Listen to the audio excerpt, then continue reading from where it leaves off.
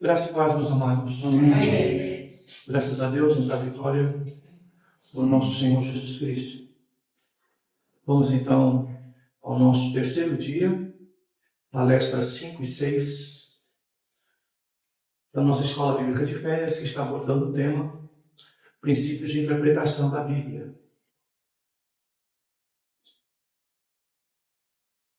Vamos ler o texto de Efésios, capítulo 1,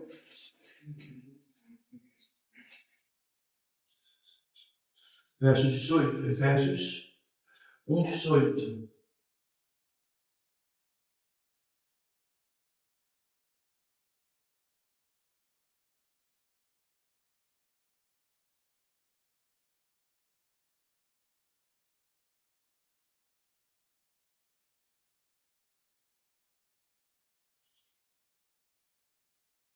Tendo iluminados os olhos do vosso entendimento, para que saibais qual seja a esperança da sua vocação e quais as riquezas da glória da sua herança nos santos. Bem, quem interpreta a Bíblia precisa se acostumar com essa expressão, iluminados. É bem verdade, não é que essa expressão ela é utilizada em outras religiões com outro tipo de significado, é lógico, e às vezes a gente até evita, né, usar as mesmas palavras para os irmãos às vezes não associarem, não é, a outro tipo de pensamento religioso. Mas essa palavra iluminados, ela precisa ser bem assim trabalhada por nós, levada realmente a um exercício prático, exatamente para não se confundir com outras expressões, que é a revelação, que é a inspiração e, por fim, a iluminação. Tá? Três palavras que às vezes se confundem por elas às vezes representar, não é? Uma espécie de ação, não é? De compreensão, tá? De maneira geral, a respeito de coisas espirituais, a respeito de Deus. Mas elas têm aplicação bastante distintas, tá? Então, eu coloquei ela aí, nós vamos estar trabalhando mais na frente as três palavras, mas é importante os irmãos se acostumarem com ela. Quando falamos a palavra iluminação, por exemplo, quando você lê a palavra e entende a palavra, tá? E transmite uma palavra, digamos assim, clara e boa, no sentido de trazer aquilo que a profecia ou a pregação explicativa, né? Ela nos traz. Na verdade, a gente usa muitas das vezes a expressão, o pregador estava inspirado, o pastor estava inspirado, não é? Talvez trazendo um pouco a palavra inspiração de uma oratória comum, de uma ministração comum. Mas a melhor palavra é, se você lê o texto e entendeu, tá? Se alguém pregou um texto que você não entendia e deu um entendimento na explicação mais amplo, mais claro para você, isso, biblicamente, teologicamente falando, é iluminação. Tá, queridos? Então, o texto foi iluminado para você, foi clareado para você. Tá? Então, veja, isso não significa dizer que o texto foi revelado a você e nem que o texto foi inspirado a você. Mas, quando nós utilizamos, digamos até, não é, uma palavra que foi escrita, não é, inspirada, que nos trouxe uma revelação a respeito das coisas de Deus, quando nós entendemos tudo isso, nós somos iluminados. Ali se processou a iluminação, tá, queridos? E é essa a ideia aqui, tá? Algumas traduções, ela vai trazer sendo iluminados, tá? Eu gosto do verbo ser no lugar de ter, não é? Porque ser é mais permanente, ter é algo que pode ser passageiro, transitório, mas a palavra sendo iluminados, os olhos, você vai observar algumas traduções também a palavra coração, tá? Mas a ideia aqui, coração, então, a ideia aí realmente de entendimento, de compreender, de entender. Tá bom, queridos? Então, isso está relacionado a conceitos de percepção, aprendizagem, não é? Compreensão, observar o sentido das coisas, sentido, tá? E aí o texto vai nos transportar exatamente para essa realidade soteriológica, que é saber a esperança da nossa chamada, não é? Da nossa vocação em Cristo Jesus. E quais as riquezas da glória da sua herança nos santos. Então, vai nos falar exatamente desse aspecto de novo nascimento, de condição de filho de Deus, sendo filho, então herdeiro, tá? E que isso é decorrente de uma chamada, de uma vocação que Deus faz, com autoridade que só Ele tem, ok, queridos? E que nós respondemos, quando Ele chama, verdadeiramente, respondemos com sim, tá, queridos? E isso ocorre a partir do momento em que nós somos iluminados no nosso entendimento. Então vejam, aqui a palavra, né, poderíamos colocar assim, tendo sido iluminados, tá? Para nós trabalharmos um pouco esse aspecto da linha reformada, da voz passiva, tá? Não fui eu que iluminei, o entendimento não veio por mim mesmo, tá? Então eu estava, digamos, em trevas, e não entendia, não compreendia, não enxergava as coisas de Deus, tá? Tinha dificuldade de compreender porque estava no escuro. E então, Deus, pela ação do Espírito Santo, iluminou, tá? Abriu os olhos do meu entendimento, da minha compreensão. Aí, Ele fazendo isso, então, para que eu possa desfrutar de toda a sequência que diz o versículo aí, tá? Aí, então, eu vou saber, ter convicção da esperança, da minha chamada para a salvação, tá? Esse é um outro problema também nosso, não é? Principalmente de nós que viemos de linha pentecostal, sempre achar que a palavra vocação está associada, não é, a questões de serviço, tá? E isso não é verdade. Há situações, sim, de serviço, mas como a gente sempre fala aqui, SS, salvação e serviço. Então, a nossa primeira chamada, ela é sempre para a salvação, tá, queridos? E a ênfase do texto é exatamente isso, para que eu possa desfrutar as riquezas, não é, da presença de Deus na minha vida, ok? Usufruir dessa confirmação de salvação na minha vida, para então eu poder ter essa convicção de usufruir juntamente com os santos da herança que Ele nos preparou na eternidade. Tá bem, queridos? Mas veja, primeiro essa ideia, iluminados. Então, lê o texto, entendeu? Você foi iluminado. Existiu a operação da iluminação feita pelo Espírito Santo para você entender o texto, tá? Se você lê textos e tem dificuldade de entender, de compreender, você precisa pedir para que Deus te ilumine no texto, tá, queridos? Quando vamos preparar uma palavra, temos que pedir também para que Deus nos ilumine a respeito daquela palavra, tá? Então, eu estou falando isso aqui na abertura desse terceiro dia, porque, irmãos, porque é imprescindível, apesar da relevância das ferramentas de interpretação, tá? Eu preciso efetivamente contar com a ação do Espírito Santo na minha vida. Aleluia. Eu não posso abrir mão disso, tá, queridos? A nossa vida toda, desde a salvação até o nosso encontro final com Deus, nós dependemos da ação do Espírito de Deus em nós, tá, queridos? Então, a iluminação é exatamente isso. Então, você usa ferramentas, você trabalha a palavra, você, não é, desenvolve a compreensão gramatical, histórica, mas você precisa efetivamente da iluminação. Por quê, queridos? Porque senão a gente vai cair num problema sério, tá? Que é acreditar que a Bíblia é apenas uma literatura comum, tá?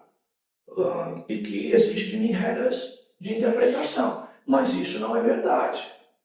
A Bíblia, sim, é uma literatura, porque ela é apresentada, não é?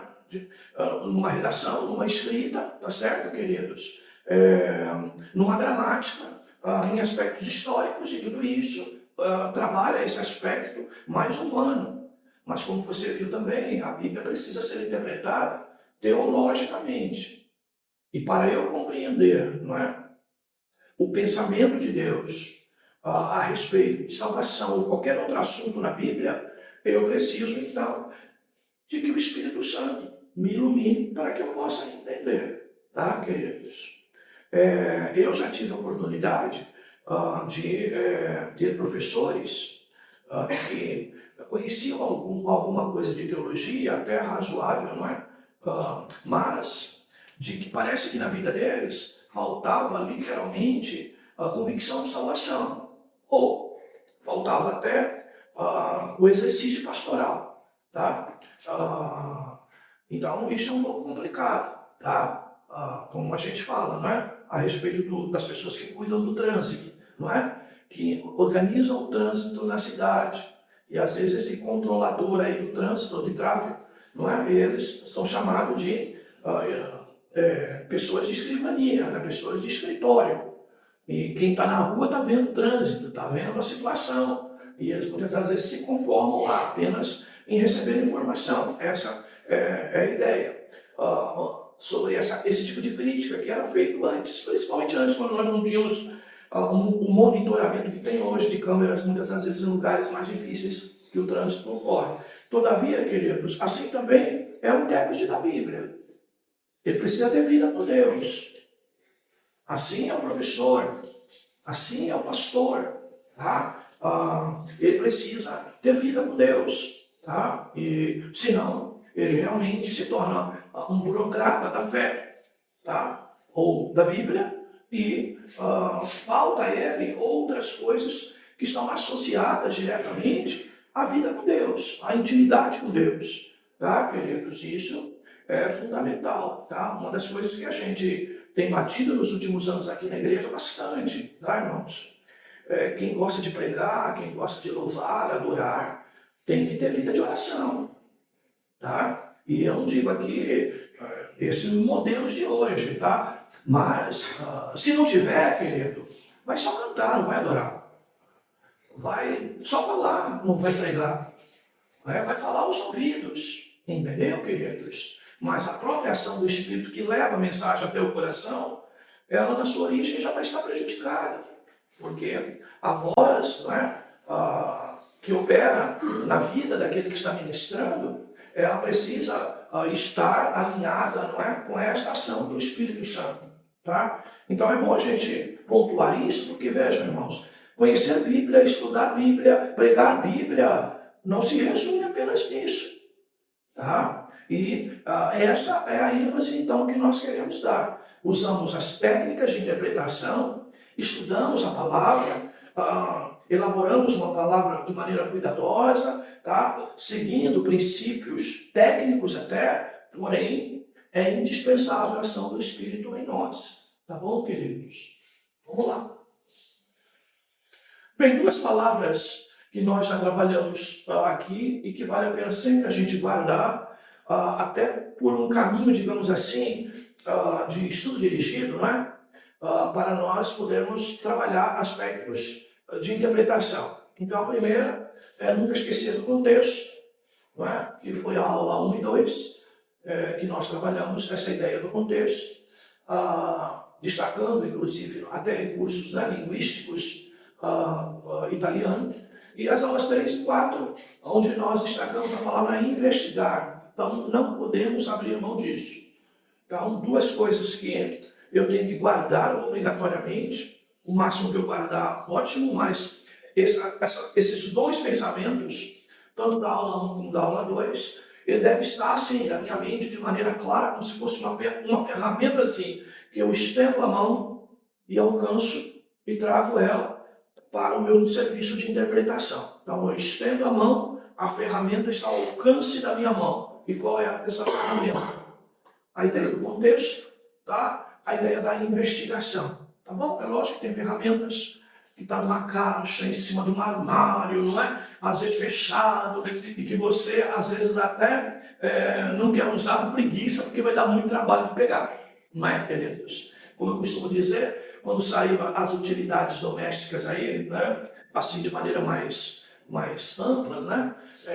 Saiu na época, alguns anos atrás, o tal processador, né? Que além de liquidificador, ele trabalha outros tipos, né? De habilidades na cozinha, né? E que é uma ferramenta importante para quem cozinha, para quem cuida, não é? Da refeição mesmo em casa. Numa época, na minha casa, me perturbaram muito para comprar tal processador, estava na moda. Você ligava a televisão, era o comercial da época. Eu comprei o processador, passou 3 meses, 6 meses, 1 ano, estava lá o processador, não é, com a sua capinha lá, que não era nem mexida, 2 anos, mas não se usa esse processador. Para que esse processador? Não é? E processador virou artigo de cozinha só de enfeite. E a conversa que eu tive dá muito trabalho para limpar depois, é uma dificuldade, tem que ficar pegando uma escovinha de dente para ficar tirando as coisas que ficam presas ali, lá. Veja, essa ferramenta é uma ferramenta que muitas das vezes você vai desprezando. Aqui dá muito trabalho. Então a gente tem que aproveitar, não é? Até no mundo corrido que nós estamos, queridos, né? Nós então temos ferramentas mais fáceis de acesso, tá? Que eu utilize rapidamente para tirar uma dúvida até de um texto, tá? E essas palavras traduzem bem esta ideia. Então, quando eu leio o contexto, com certeza ele vai estar me dirigindo para a investigação, tá? Quando eu abro mão, digamos, apenas do coração, do texto, e vou em busca de um caminho antes ou depois do texto, buscar quando começa mais ou menos o assunto ou quando termina, tá, queridos? É fundamental. É lógico que eu vou estar ampliando a leitura, e essa ampliação de leitura, que é o contexto, vai me levar ao exercício natural de uma investigação, tá? Porque eu vou ter mais informação, e tendo mais informação, eu vou poder, então, ser mais detalhista nas minhas conclusões, tá? Então, esses 2 instrumentos aí são fundamentais como ferramentas de interpretação. Bem, nós vamos hoje trabalhar esse tópico 2, né? O capítulo 2 aí do nosso livro, tá? Apenas para você se situar. Esse é o item 2. Nós hoje vamos falar um pouquinho sobre interpretação bíblica na história, e a nossa aula de hoje é da próxima semana também. E hoje nós vamos trabalhar a ideia de como os judeus faziam isso. Nós vamos ficar basicamente na interpretação da linha ou da escola de interpretação judaica, tá? Ou seja, que trabalhava principalmente, lógico, o Antigo Testamento, já que os judeus não aceitam o NT, porque não aceitam Jesus, então não aceitam o NT, tá? Exceto os messiânicos, tá, queridos? Então,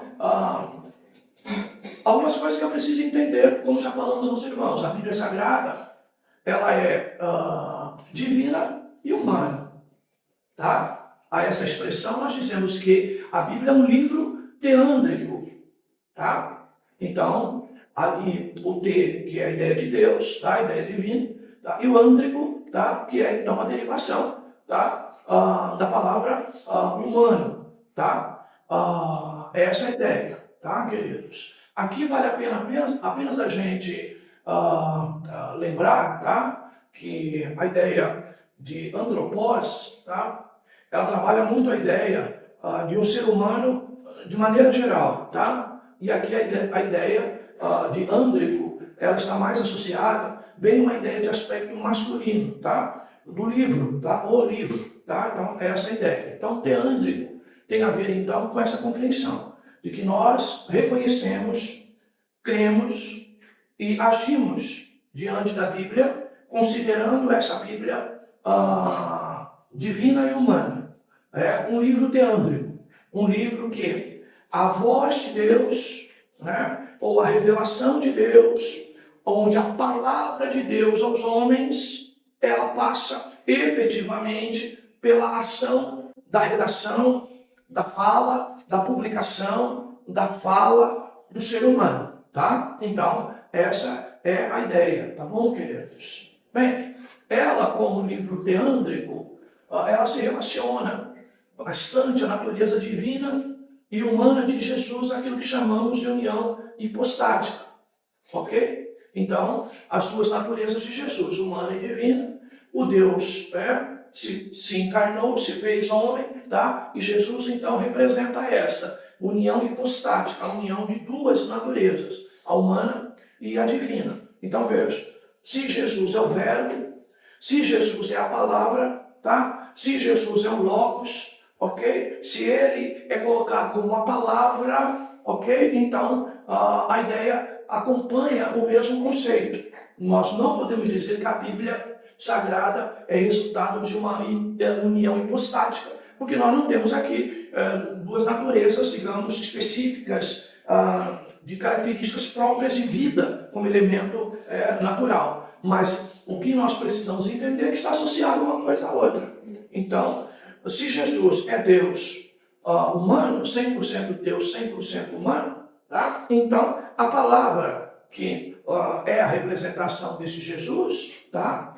Esse verbo de Deus, então ela também tem essas duas naturezas, tá? Tanto divina como humana, tá? Então uma coisa está associada à outra, tá? Bem, a interpretação bíblica na história é resultado, então, da colaboração, da inspiração de Deus e a ação de autores humanos. E a isso, então, chamamos de agiógrafos, tá? A ideia, então, trabalhada aqui no aspecto de colaboração, tá? Então, há um trabalho de colaboração das duas coisas. Então, você vê, eu acabei de falar de iluminação. Na inspiração ocorre a mesma coisa, tá? Então, veja. Se na iluminação eu uso regras de interpretação, coisas bem de características técnicas e humanas, tá? Que se faz com outros livros, talvez o mais próximo da Bíblia seja o de direito, né? Um texto de uma lei, um texto de um código civil, penal, não é? Que nós vamos trabalhar no mais próximo da Bíblia, tá? Mas se para interpretar a Bíblia, eu, além disso, desse esforço humano de buscar a interpretação, de usar as ferramentas adequadas e coisa parecida, não é? E até alguma capacidade intelectual, eu preciso entender, tá? Eu também que, neste caso, como eu preciso do Espírito Santo, aqui é a mesma coisa, tá? Então, a inspiração também tem a ver com isso, tá? E há uma colaboração, tanto do homem, ok? Quanto de Deus, tá? Então, os homens, né, tornam isso público, tornam isso em uma redação, em uma fala, para que as pessoas entendam, mas tudo isso é feito, não é? Com o cuidado, a inspiração, a preocupação e a ação de Deus para se evitar o quê? Aquilo que é próprio de nós, humanos. Mesmo usando boas ferramentas, que é o erro, tá? Então, a ação de Deus preserva o escritor, que é inspirado por Deus, então, a não cometer erros, a não escrever algo de maneira errada, tá? Apesar de todos os cuidados que os irmãos vão ver que os copistas, né, tinham, que o próprio exercício de escrever promovia, tá? Todo o cuidado em relação a isso, tá? Então você vê aqui essa ideia que torna então a Bíblia um pouco mais complexa para você entender, por exemplo, como que para uns é tão clara e tem uma ação tão forte como tem na nossa vida, e como para outros, tá? Não tem e não produz reação nenhuma, tá, queridos? Então, a Bíblia, secamente, ela vai produzir exatamente endurecimento. Não tem reação nenhuma.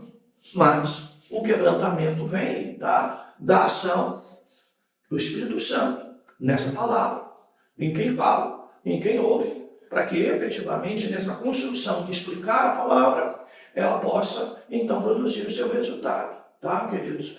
E essa é a conversa de Jesus com Nicodemos. Você vai lembrar, se não nascer da água e do Espírito, tá, queridos? Não pode ver, não pode entrar no reino de Deus, tá? E aqui, então, é exatamente essa ideia, a água, a palavra, tá? Aí o Espírito trabalhando nisso. tá? A palavra da verdade junto com o Espírito da verdade, como foi a aula anterior. E aí então nós vamos trabalhar essa ideia hoje da interpretação bíblica na história, e vamos trabalhar hoje apenas os judeus e uma ênfase no Antigo Testamento. Por que eu separei, né, irmãos? O bom era que nós tivéssemos tudo hoje, a questão da história, de tanto judeus como de gregos ou gentios, né? Ou da igreja, digamos assim. Né? Porém, amados, eu penso que é muita informação para alguns irmãos, então a gente tem que ir devagar, tá? É muita informação para alguns irmãos, tá? Bem, eu tirei, então, essa parte toda do livro, tá? E que você depois pode ter uma compreensão mais ampliada lendo, porque nós tiramos aquilo que entendemos ser o principal, tá? Então, vamos lá. Os judeus e o Antigo Testamento. Primeiro, nós vamos encontrar um grupo chamado, para a interpretação bíblica, de palestinos, tá? Esse grupo, ele fazia distinção cuidadosa entre o mero sentido literal e sua exposição exegética, tá? Mas eles carregavam muito da interpretação de caráter legal, ok? Que a gente chama de direito de positivismo, tá? O escritor, ele usa a expressão legalismo, né? O legalista. E tudo aquilo que não era legal, ok? A tendência era livre, tá? Até trabalhava o aspecto ilustrativo, que era um aspecto um pouco mais resultado dessa questão de uma exposição mais exegética. Então vejam só, vamos então, não dá para a gente ler então de baixo, depois eu explico. A grande fraqueza da interpretação dos escribas se deve ao fato deles exaltar a lei oral, idênticas às interpretações dos rabinos, um suporte que acabou por deixar a lei escrita de lado. Bem, então vamos explicar a primeira parte primeiro. Veja, os judeus palestinos eram um grupo de intérpretes que eles separavam assim: Pentateuco, praticamente, a lei, tá? E por isso você vai ver a maioria dos judeus na época de Jesus falando só da lei, da lei, da lei, da lei. Então, praticamente para eles, a lei era literal. Então, eles eram positivistas na interpretação deles. E o que é essa palavra positivista que nós chamamos muito de legalista? Então, é aquela palavra que sempre estava na boca dos judeus com o objetivo de condenar, acusar e condenar. Por quê? Porque o caráter da lei é exatamente este. Tá? Então, quando você vai ler até a lei dos homens hoje, o que ela prevê? Ela prevê um crime, ela prevê, não é, situações de atenuantes e agravantes, e ela vai trabalhar também aspectos de que a este crime confirmado, você pagará a pena da seguinte forma. Então veja, a ideia de acusação, condenação, tá? E efetivamente como que você vai pagar pelo teu crime, pelo teu erro. Então, grande parte das escolas ou dos intérpretes, principalmente da época de Jesus, é muito evidente o apego deles a essa natureza. Então, aquilo que era a lei com o objetivo de tipificar um erro, um pecado, e por consequência disso, uma condenação, eles então eram literais no texto. Tá? Eles tinham abordagem literal no texto. Eu fiz questão de colocar positivista ali, porque nós temos hoje, não é? Por exemplo, no Brasil, eu acho que a gente está se perdendo muito nisso agora, né? Um tempo em que nós tínhamos juízes cujo modelo deles era positivista. Era a força fria da lei. E eles só ficavam nisso. Tá? O tempo se passou e nós começamos a construir um novo modelo de juízes que julgam não apenas com a força da lei, não apenas com a lei, mas eles veem a circunstância, o contexto social, tá? O lado humano, psicológico de quem cometeu eventualmente o delito, o crime, tá? Eles consideram esse tipo de coisa que a gente chama de um juiz humanista, tá? Que aplica a lei observando a questão do ser humano, o seu contexto social, a sua realidade, as situações que levaram ele a cometer tal crime, e ele trabalha isso. Mas o positivista não. Então veja, essa classe de intérpretes do Antigo Testamento, elas separam tudo que é fora, tá, da lei E a lei, eles são literais e trabalham esse aspecto, tá? Mais positivista, mais duro, mais frio da lei, tá? Que é a ideia, pecou, morre, tá? Esse é o conceito, tá? Fora a lei, todo outro tipo de mensagem bíblica que não envolve lei, eles trabalhavam aspectos mais ilustrativos. E a ideia, então, disso significa ilustrar, aqui significa, então, um método de interpretação que trabalha mais aspecto pedagógico. A lei como um instrumento de ensino, tá? E aí eles exploravam as ilustrações, que é uma forma, tá, de ajudar, como os irmãos sabem, um recurso pedagógico para levar as pessoas a entender determinadas coisas. Então, eles tinham essa tendência, tá? A grande fraqueza da interpretação dos escribas que vinham dessa linha, que chamamos aqui, que os escritores chamam de palestinos, na escola palestina de interpretação judaica, ele vai dizer que os escribas teve uma grande fraqueza de interpretação, porque eles começaram a exaltar, muito a lei oral, idêntica às interferências dos rabinos, um suporte que acabou por deixar a lei escrita de lado. Então foi assim.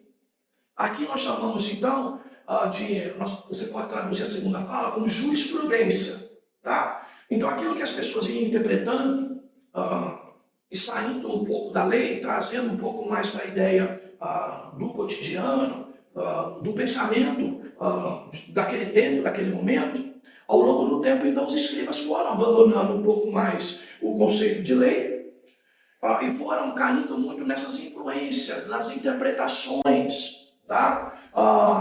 De lei oral, tá? Ou seja, essa lei oral, aquilo que a gente chama de a lei, grande parte da Europa, que talvez seja um quinto em termos de tamanhos de lei na Europa daqui, porque lá se usa muito a lei que é resultado do costume, da prática, do dia a dia, tá? Por exemplo, a ideia da fila. Você chega num lugar onde tem uma lei falando sobre fila, que você chega na padaria tem que entrar na fila, entra numa coisa tem que entrar na fila, entra no mercado tem que entrar na fila. Não existe essa lei. Mas essa lei, na prática, não é como ela existisse? Sim, porque os costumes das pessoas valorizaram e a lei, e a fila virou uma lei, apesar de não estar escrita. Então na Europa é muito assim, tá? E essa linha de interpretação palestina aí, ela então, com o tempo, ela acabou se desviando um pouco mesmo da lei, e desse aspecto mais positivista, da força da lei, e começou a dar mais ouvido, os resultados, os julgamentos, as coisas do dia a dia, e de alguma forma eles foram então substituindo, deixando até a lei escrita de lado, e acabaram até caindo um pouco nesse conceito, de adotar o pensamento da maioria num determinado momento para dar interpretação àquele texto, tá, queridos? No Brasil nós temos vivido isso, tá, amados? O Brasil hoje, nós temos ouvido muito disso, tá? Isso não é um pensamento brasileiro, isso é um pensamento do mundo, tá? E que cada dia mais vai transformando as leis para os criminosos algo sem muita contundência, tá? E nós estamos indo para esse caminho. Quando você ouve até um presidente da República, teoricamente justificando até um roubo de um celular, tá? Infelizmente isso é um pensamento de tendência mundial. Não é só no Brasil isso não, tá, queridos? Exceto a área um pouco mais de militância mais extrema, como nós vemos na ideia da mesquita, na ideia dos muçulmanos, do islamismo. Fora isso, o mundo está tendo essa tendência, tá, queridos, de buscar esse tipo de coisa. E isso tem a ver com o quê? Em se abandonar a lei, tá, no papel, e começar a fazer julgamentos por conceitos e pensamentos seculares atuais, tá? Então é mais ou menos assim, até divórcio.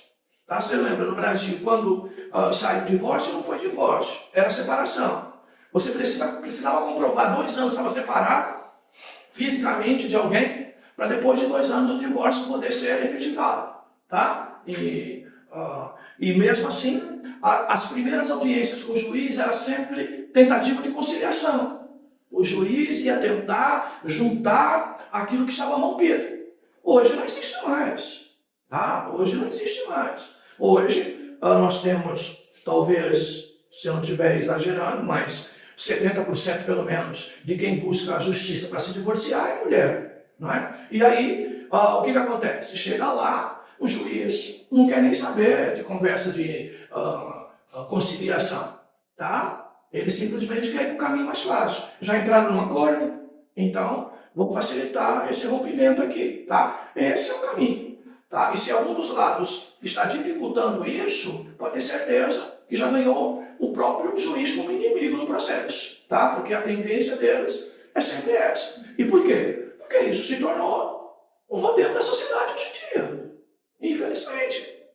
Tá? Infelizmente, queridos. Essa coisa terrível. Tá? Que um cristão que tem que enfrentar esse tipo de coisa sabe da guerra espiritual que está dentro desse negócio hoje em dia. Tá, queridos? Mas essa é a ideia. Bem, desses judeus do Antigo Testamento, não é? Que mais trabalhavam esse aspecto mais sério, não é? Pelo menos na questão dos textos mais legais, tá? Era então, se destacou uma escola no meio desses do representante Hillel aí, tá? Que é um dos maiores intérpretes dos judeus e muito utilizados na interpretação, inclusive, do Antigo Testamento. Então, quando você vai procurar textos do Antigo Testamento, você vai muito encontrar que Hillel interpreta desse jeito, dessa forma, e esse se tornou um dos maiores intérpretes. E ele trabalhava, então, aqui, veja, 7 regras adotadas pela escola de Hillel. Tá? O livro cita isso, tá, queridos? A primeira, leve e pesado, que é a ideia, aí na palavra citada no livro, traduzida, é maior ou menor. Então, o conceito é esse. Se proíbe ou permite o menor, mais ainda permite ou proíbe o maior. Tá? Essa é a ideia. Tá? O que vale para um, vale para outro. Tá? Então, esse é o conceito primeiro deles. Leve e pesado, mas a ideia do maior ou menor. 2, da equivalência. Também ele trabalhava no aspecto de produzir, não é? Essa ideia de uma coisa sendo comparada à outra dentro de um conceito de equivalência. Tá? A questão, então, aqui do peso disso, tá? Em todo um processo. Tá? Terceiro, dedução do especial para o geral. Tá? Então, ele também trabalha esse aspecto. Aquilo que é o mais importante, aquilo que era o especial, ele então projetava a ideia para uma interpretação um pouco mais geral, para todo o aspecto geral. 4, interferência a partir de várias passagens. Tá? Então, aqui a palavra é interferência. Tá? O conceito aqui é quando algo, de alguma maneira, está induzindo, está produzindo uma certa tendência, está gerando uma interferência. Então, eles comparavam várias passagens onde existiam esse conceito da interferência. Também a ideia da interferência, né, a partir de várias passagens, e a interferência do geral para o especial. Né? Então, os dois casos, pegavam várias passagens e aplicavam depois o geral para o especial. E o sexto, tá, que é diferente de interferência, tá, que não é pegar uma tendência, mas é pegar todo o texto e comparar palavra por palavra, sentido por sentido, que é então o contexto da analogia a partir de outra passagem. Tá? Essa é uma das regras de interpretação, irmãos, mais usada nos dias de hoje. Tá? Mais usada nos dias de hoje. Muitos oradores, muitos doutrinadores no Brasil, de relevância, com livro escrito mesmo, né? Nós temos um em Santos, apesar de ser um pouco raposa, né? A gente sabe disso, mas uma habilidade jurídica impressionante. Vocês devem conhecer, pelo menos de nome, Vicente Cassione, tá? Um especialista em direito, assim fora do comum, né? Eu tive o prazer de ter aula com ele na faculdade, né? Realmente, mas é uma raposa, né? Então, é uma pessoa, né, que a gente sabe que pega o texto E te convence, entendeu, de que amarelo é azul, tá? Com uma habilidade quase satânica, tá? E existem pessoas para isso. Você sabe, no Éden, não é? O Satanás usou apenas a palavra, tá, queridos? Tá? Foi assim que Deus disse, pôs dúvida nenhuma na palavra de Deus e levou ao pecado, tá? Então a palavra é terrível, tá, queridos? Na boca de uma pessoa de característica raposa, né? Como a gente usa no vulgar, é terrível, tá?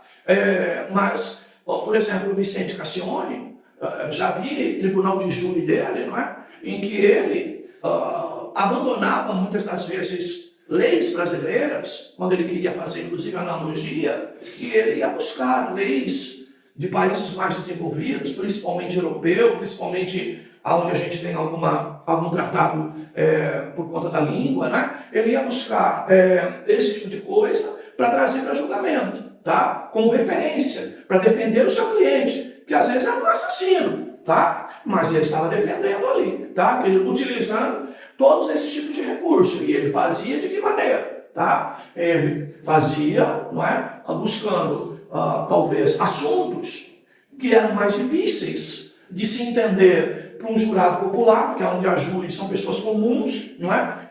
O juiz apenas define, talvez, o tempo que vai a pessoa pagar por um crime que cometeu, mas a sentença geralmente é o júri popular, que tem pessoas operadoras de ferramenta, de equipamento, pessoas, né, simples, de 4º ano primário, 6º ano primário, tá? Tem pessoas também de outras áreas, universitárias e tal, mas pega um conceito de que é o povo que está julgando, são representantes do povo, né? E trazia então isso para dentro do julgamento, muitas das vezes com expressões jurídicas difíceis de se compreender, e que de alguma forma produzia o quê? Dificuldade para aquelas pessoas que iam julgar. E aí então ele promovia todo tipo de reação favorável até o próprio criminoso. Tá? Bem, no caso, né, dos judeus, tá, e essa interpretação, o conceito de que a Bíblia é a sua própria intérprete, tá, irmãos, da gente fazer analogia, mas dentro da própria Bíblia e não fora disso, isso já surgiu já nos tempos de igreja, tá, queridos? Quando a gente teve até o cânon formado, tá? Aqui se buscava, inclusive, né, outros tipos de situações fora até da escrita, digamos, bíblica, tá, queridos? Outras passagens, analogias com outros textos, com outras situações, tá? E os irmãos sabem que os mais antigos usavam muito o código utilizado por Nimrod, não é? Que é o grande representante aí do direito e religião no mundo antigo, e eles trabalhavam muito conceitos, né, da antiga Babilônia, que tinha seu próprio tratado, tinha suas próprias leis, não é? Então acabava de alguma forma isso trazendo influência também para a interpretação. Mas essa escola Hillel, sem dúvida, é a melhor para nós até identificarmos os pensamentos dos judeus, até na época de Jesus, por exemplo, o próprio caso da carta, né, de divórcio, não é? Que nós vemos lá, tá? A interpretação se usa muito a escola de Hillel, né? E serve de interferência a partir, então, do contexto, tá? Então, se analisava todo o contexto, tá, das passagens, dos textos, para então ver o tipo de interferência que aquilo poderia estar sofrendo para deduzir e achar a melhor interpretação. Então, veja, o que é importante para nós, tá, queridos? Primeiro, entender, tá, essa ideia, por exemplo, várias passagens, tá? A ideia, tá, de analogia, a ideia de contexto, tá? Que são coisas que nós usamos até hoje. Tá? A ideia, por exemplo, da equivalência. Tá? Uma das coisas que eu tenho debatido muito, né, irmãos, por conta desses pensamentos um pouco mais extremos, né, que temos vivido nos dias atuais, até para não fugir muito, né, da palavra, que é a questão do divórcio. Né? Então, eu fico até às vezes um pouco crítico, né, de alguns pensamentos, porque parece que ser pastor é mais importante do que ser salvo. Por conta de toda a ênfase dos textos paulinos, de que nós temos que ser exemplo para os fiéis. tá, queridos? Bem, se a gente for procurar exemplo, eu penso que só o de Jesus Cristo, tá?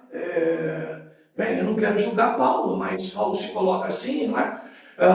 Mas se coloca certamente naquilo que eventualmente ele estava abordando, situações que ele abordava, tá? Mas é óbvio que a gente sabe que Paulo não era perfeito, porque a Bíblia nos fala sobre isso, não é? Da imperfeição dos homens, tá, queridos? Mesmo dos salvos, mesmo dos redimidos. E aí, então, a gente cai em algumas situações que eu fico pensando, então, o irmão que eventualmente caiu numa situação dessa, como que a igreja trata ele? Como membro, como salvo e coisas semelhantes. Mas, eventualmente, ele não tem a mesma condição de pastorado ou de ministério. Então, a grande pergunta é, o que é mais importante, salvação ou ministério? Né? Porque se perde ministério, mas não perde salvação, não é? Então, parece-me que há uma inversão, às vezes, de valores aí. Eu fico um pouco, às vezes, tentando entender, não é? Esse tipo de coisa. Para você ver que nem tudo é claro, nem para mim, que às vezes pareço para os irmãos de que conheço muito, não é? Não conheço nada. Até porque me deparo em certas situações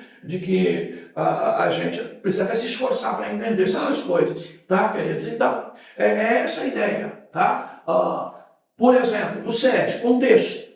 6, analogia. Analogia é comparação, certo? Comparar, não é? Uma coisa com a outra, tá? Que a gente chama de textos paralelos, tá? Paralelismo. Então, essa é a ideia da analogia. A ideia também de várias passagens. Então, você vê, são coisas que nós utilizamos até hoje.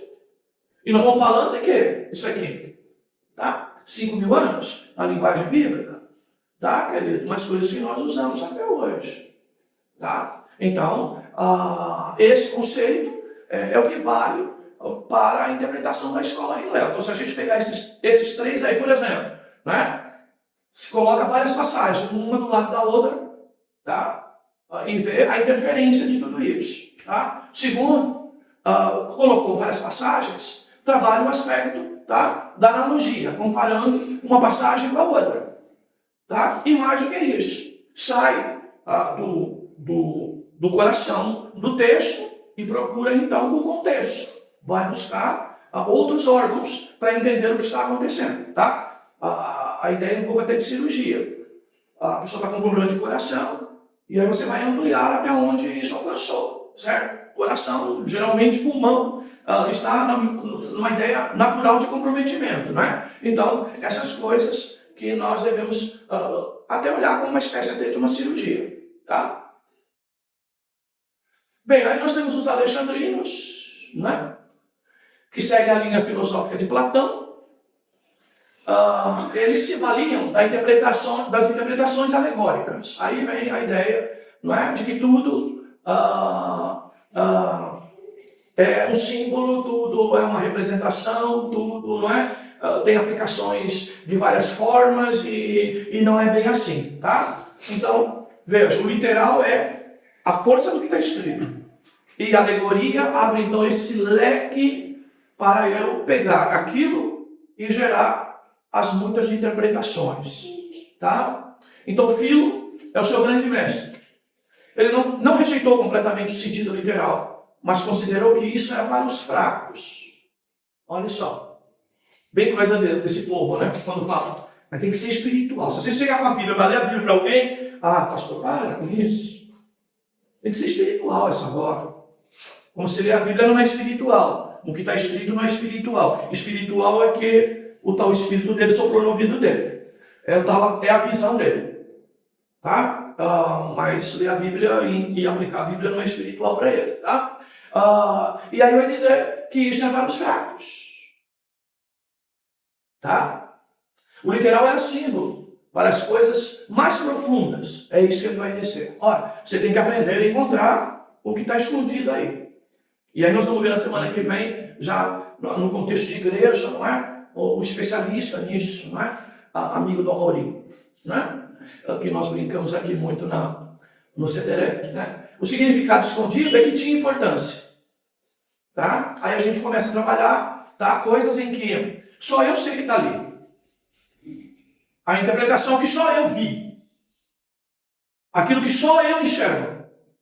Você não consegue ver, porque está escondido. Então vocês que são fracos só fica ali, na letra. Mas eu consigo enxergar mais profundo.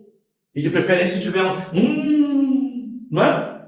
Deus está me dizendo, uma arrepiada, não é? Me arrepiou todinho. Aí o negócio começa a ganhar uma coisa um pouco mais sobrenatural. Tá? A sua linha, então, abre caminhos para todo tipo de interpretação incorreta. As más interpretações, elas surgem daí. Então, vejam, irmãos, grande parte dos irmãos hoje é tudo alegoria.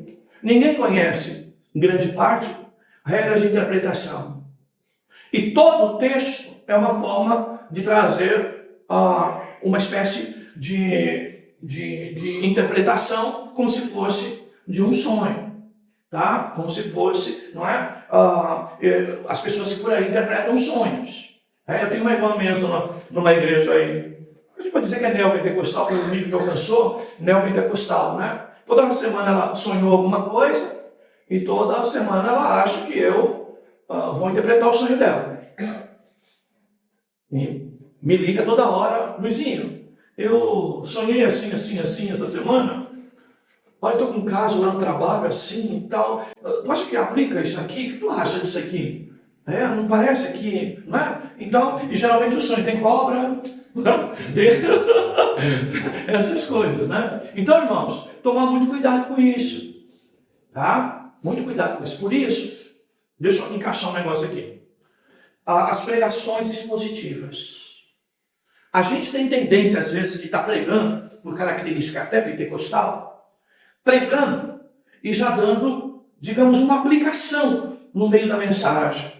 Tá? E parece que as nossas aplicações no meio da mensagem são interpretações alegóricas. Tá? E nós precisamos aprender até criar uma separação nisso. Então, o que é? Ler o texto, explicar o texto e depois, no final, aplicar o texto.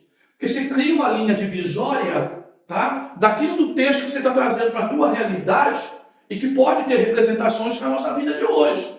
Tá? Mas quando a gente faz isso no meio da mensagem, a gente acaba misturando e talvez um crítico pode olhar para a gente assim, não é? Achando que nós estamos aplicando tudo alegoricamente. Tá? Então, é complicado, tá, queridos? Segue, né? A interpretação bíblica na história ainda tinha, nessa linha, né, um pouco mais livre, dizemos, de interpretação. Não, esses os caraítas não. Os caraítas eram considerados os protestantes do judaísmo. E deles surgiu até um texto maçorético. Tá? Então, veja, os caraítas, chamados de protestantes do judaísmo, eles trabalhavam o aspecto da ideia do solo escritura. Tá? Era o texto, e somente o texto. Tá? Principalmente porque, depois do cativeiro babilônico, algumas escritas, não é? Algumas cópias de textos do Antigo Testamento, elas tiveram algum tipo de influência, tá? E algum tipo de distorção, tá? Então, os caraítas, eles surgem exatamente para isso, para evitar que o tempo e as cópias reproduzidas tivessem algum tipo de distorção, tá? Então, eles são vistos, apesar de pouca influência, eles são vistos como pessoas bastante de linha bem literal, bem descrita. E os cabalistas, né, que vocês sabem, né, do judaísmo místico, que é a cabala, tá? Então eles estão nesse grupo aqui, tá? Eles utilizavam dos métodos da gematria, eles substituíam a substituição de palavras pelo mesmo valor numérico, tá? Então você vai ver um livro que eu falei para os irmãos aqui, que surgiu também lá na minha igreja de origem, Assembleia de Deus, e que foi vendido a rodo naquela igreja, como se fosse o suprassumo, né? Que era o chamado Código da Bíblia. Tá? Não sei se vocês têm esse livro, se alguém pegou isso, mas na Assembleia de Deus, isso, né? Eu não fui na apresentação do livro, já imaginava o que era, mas o pastor que estava na minha congregação, Helena Maria, fez questão de pegar um livro, comprar, colocar na dedicatória, dar para mim e dizer, eu quero que você aplique isso aqui num culto nosso aqui, vou te dar um dia da semana para você vir aqui dar estudo sobre o livro, e a gente vai para uma banca para vender o livro aí, tal. Meu Deus do céu, irmãos, Que constrangimento, né? Que constrangimento. A gente falar depois, passou toda aquela empolgação dele, pastor, esse livro é herético, esse livro tem linha com Cabala, que é a interpretação mística do judaísmo, tá? Esse livro é a mesma coisa que trazer para a igreja numerologia, cabalismos, tá? Formas de interpretação, fora de princípios de interpretação, tá? Difícil, irmãos, tá? Difícil. Como costumo dizer lá em casa, eu não saio da igreja por outro motivo, que não fosse esses. Doutrinário, tá, queridos? Doutrinários. Por isso a nossa preocupação tanto com doutrina aqui. Eu já vi vários colegas dizer que saíram por doutrina e a igreja dele é pior do que a igreja que ele saiu. Tá? Então por isso que a gente pega realmente no pé. Tá? Então veja, substituir palavras de mesmo valor numérico. Então para cada palavra tinha um número. Tá? E isso gerava, então, uma espécie de representação de numerologia. Tá? Notar com, formava a palavra com iniciais e finais das outras. Tá? Então, dizendo que as palavras que iniciavam, elas traziam influências, tá? em seus aspectos de semântica, né? Das palavras que eram formadas na composição da palavra anterior, tá? E criavam, então, um outro tipo de palavra, um outro tipo de sentido, um outro tipo de ideia, tá? E também o Temorá, método de criar novos significados pela permuta de letras. Então, eles mudavam letras, trocavam letras de lugares, tá? Para produzir, então, uma compreensão diferente. Então, você sabe, tudo isso aqui é manipulação, isso é o mesmo que jogar carta, isso é o mesmo que tira uma carta, não serviu, tira outra, essas coisas que você vê em todos esses aspectos de interpretar alguma coisa que só é clara para quem está interpretando e não para quem está ouvindo a interpretação.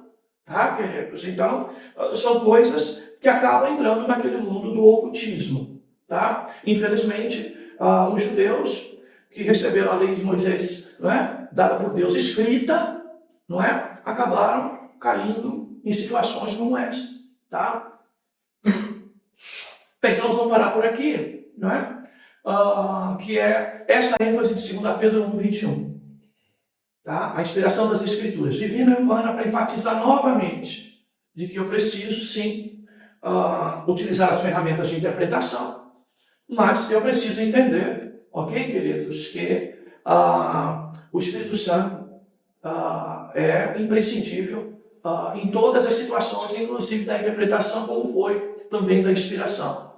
Pois jamais a profecia teve origem na vontade humana, mas homens falaram da parte de Deus, impelidos pelo Espírito Santo.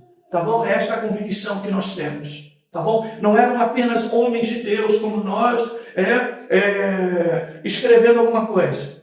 Não. Eles foram inspirados. Tá? A escrita deles foi inspirada. O texto foi inspirado para estar livre de erro. Tá bom, queridos? Então, para nós, o único livro inspirado é este.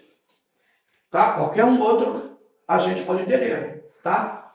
A vantagem é que quando somos bíblicos, quem escreveu vai nos dar fundamentação bíblica para nós compararmos com a Bíblia para saber se ele não está acrescentando nada ou decrescendo alguma coisa, tá? Mas em ênfase é isso, tá bom? Deixa eu ver a outra, só para...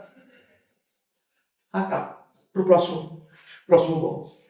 Bem, queridos, então vamos lembrar de algumas coisas importantes de hoje, né? Lógico, a palavra-chave aqui é lógico que é analogia hoje, né?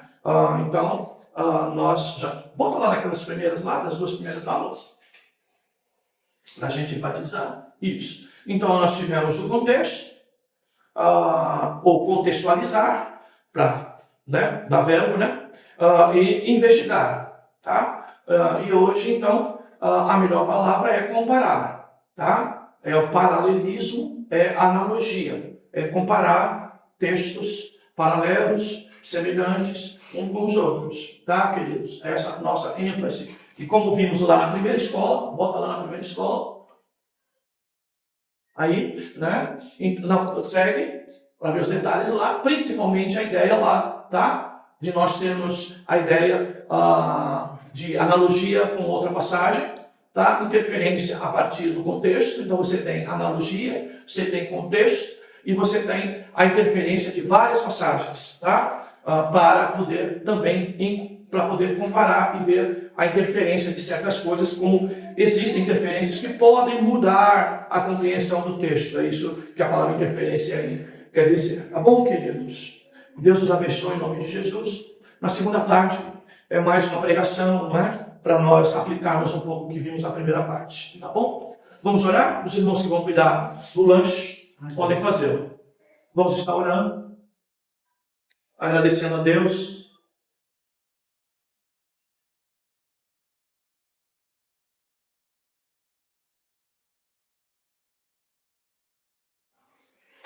Bem, irmãos, eu não estou orando pedindo graça de Deus, mas eu queria propor, né, fora do horário daqui da manhã de domingo, né, a gente fazer um laboratório de interpretação, né.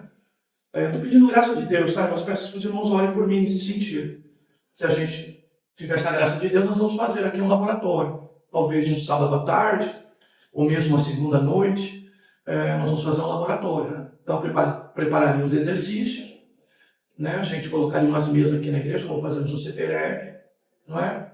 Alguns exercícios para os irmãos trabalharem, definiria talvez uns 4 monitores para me ajudar, para estar na mesa com alguns irmãos, ajudando os irmãos, tá? Então, os irmãos que querem se aprofundar um pouco mais, olhem nesse sentido. A gente tendo graça de Deus, a gente vai fazer isso. Mas se tiver graça de Deus, tá, irmãos? Porque eu confesso aos irmãos que até preparar a aula tem sido uma luta. Eu tenho tido dificuldade. Mente muito cansada, não é? E tem sido um negócio sério. Só Deus, né, queridos? Então eu peço que os irmãos nos ajude, tá, irmãos? Nos ajude mesmo. Estamos precisando. Mas se Deus nos der graça, a gente vai fazer um laboratóriozinho aí, separar os 4 monitores para me ajudar, para acompanhar os irmãos na hora de fazer os exercícios, tá? Orientar essas coisas todas. Tá bom? Obrigado, Senhor, por esse primeiro tempo. Obrigado, Senhor, pela tua palavra, que é apresentada com o objetivo de nós sermos cuidadosos. Sabemos que mesmo com todos os cuidados, corremos riscos de errar e estamos, Senhor, pedindo a Ti graça Tua, Senhor, para que isso não ocorra. Ajuda-nos para que possamos seguir, Senhor, ó Deus, firme em aprender e ensinar a Tua palavra. Abençoa o Teu povo, abençoa cada vida presente. Tu sabes da necessidade de cada um, Senhor. Tu sabes do íntimo, do coração de cada um dos Teus servos. E nós agora, Senhor, oramos uns pelos outros, pedindo que a Tua graça alcance cada um dos Teus filhos. Oramos pelas famílias, pelas casas. Oramos, Senhor, ó Deus, pela vida profissional de cada um dos Teus filhos. Oramos, Senhor, pela saúde de cada um dos Teus servos, física, psicológica e espiritual. Oramos por essa mesa, por esse tempo de comunhão, que nos faça o bem, como a Tua palavra nos faz. É a nossa oração e o nosso agradecimento, em nome de Jesus. Amém. Bom café.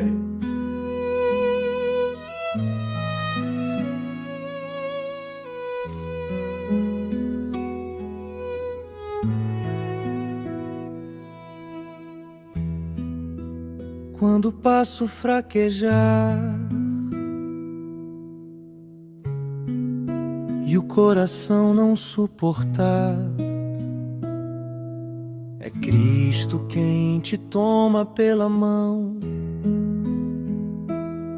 e te ensina a descansar. Quando a fé parece um fio e a alma luta pra crer,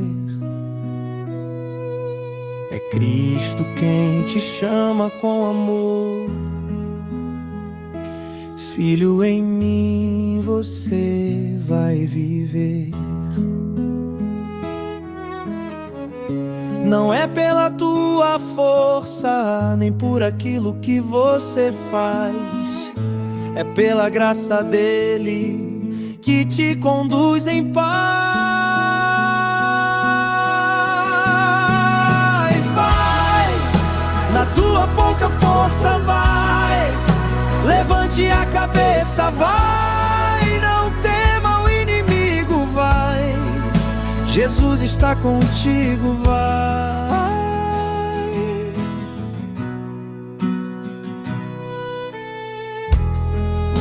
Se o peso do caminho te fizer parar no chão,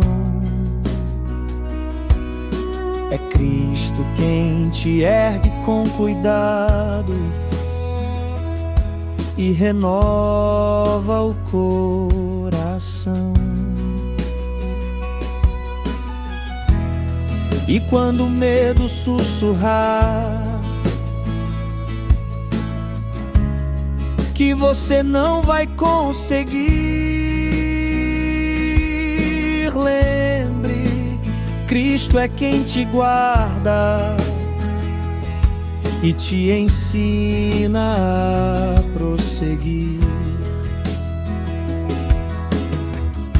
É Ele quem te sustenta, é Ele quem te dá vigor, é Ele quem realiza toda boa obra em amor.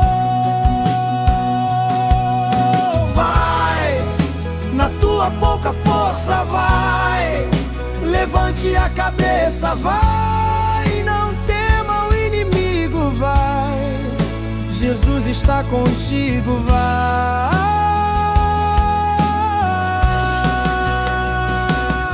E se faltar palavras pra orar, sussurre apenas o nome dele, Jesus. É nele que tua vida permanece. E se a estrada escurecer, lembre-se, Ele é tua luz. Jesus, Jesus, é nele que a esperança surge.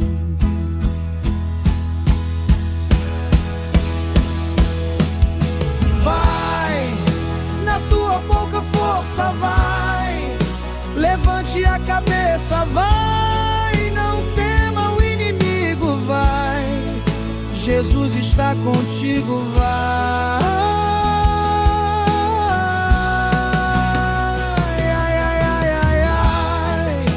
Na tua pouca força, vai, levante a cabeça, vai, não tema o inimigo, vai, Jesus está contigo, vai.